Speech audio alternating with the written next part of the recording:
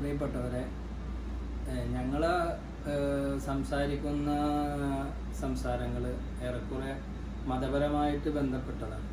മതപരമായിട്ട് ബന്ധപ്പെട്ട കാര്യങ്ങൾ സംസാരിക്കുന്നത് മതത്തെ പ്രൊമോട്ട് ചെയ്യാൻ വേണ്ടിയിട്ടൊന്നുമല്ല.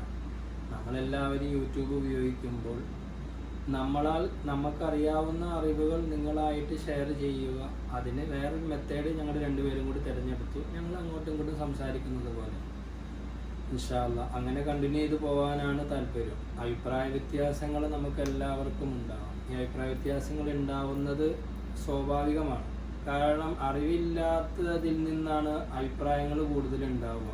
കാരണം ഒരു വിഷയത്തെക്കുറിച്ച് നമുക്ക് കൂടുതലായിട്ട് അറിവില്ല എങ്കിൽ നമ്മുടെ ബുദ്ധി കൊണ്ട് മനസ്സിലാക്കി വെച്ചത് അനുസരിച്ച് നമ്മൾ സംസാരിക്കും.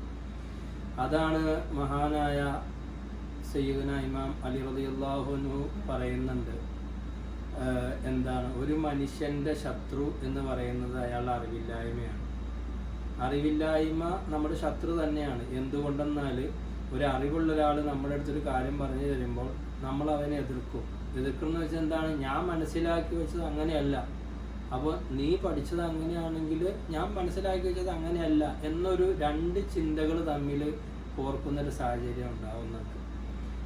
തീർച്ചയായിട്ടും നമ്മളൊക്കെ എല്ലാവരും അറിവുകൾ ആവശ്യമാണ്. ഈ ദുനിയാവിൽ ജീവിക്കുമ്പോൾ എല്ലാ വിഷയത്തെക്കുറിച്ച് നമുക്ക് അറിവുണ്ടാവണം. വിശിഷ്യ നമ്മൾ അനുഷ്ഠിച്ചു വരുന്ന ദീനീപരമായ കാര്യങ്ങളെക്കുറിച്ച് നമുക്ക് നല്ല ബോധം ഉണ്ടാവണം. എന്തെന്ന് പറയാൻ, അറിവില്ലാത്ത കർമ്മവും കർമ്മമില്ലാത്ത അറിവും ഇത് രണ്ടും നിരർത്ഥകമാണ്. അതായത് അറിവില്ലാത്ത കർമ്മവും കർമ്മമില്ലാത്ത അറിവും ഇത് പടച്ചവൻ്റെ അടുത്ത് സ്വീകരിക്കപ്പെടില്ല. നമ്മൾ വിശ്വാസികളെ സംബന്ധിച്ചിടത്തോളം അല്ലാഹു തആല ഇഷ്ടപ്പെടുന്ന രൂപത്തിൽ ജീവിക്കുകയും ഇഷ്ടപ്പെടുന്ന രൂപത്തിൽ മരണപ്പെടുകയും വേണം.